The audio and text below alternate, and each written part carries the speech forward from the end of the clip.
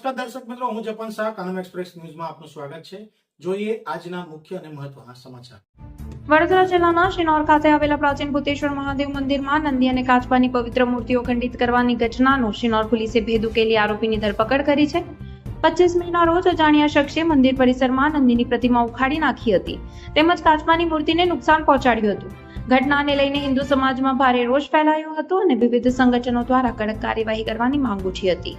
PI R વસાવાના માર્ગદર્શન હેઠળ પોલીસે હ્યુમન ઇન્ટેલિજન્સ, ટેકનિકલ સર્વેલન્સ અને સીસીટીવી ફૂટેજના આધારે તપાસ હાથ ધરી હતી. તપાસ દરમિયાન અજયકુમાર નટવરસિંહ સોડા, જે શિનોરનો રહેવાસી છે, એની સંડોવણી સામે આવતા તેની અટકાયત કરવામાં આવી છે.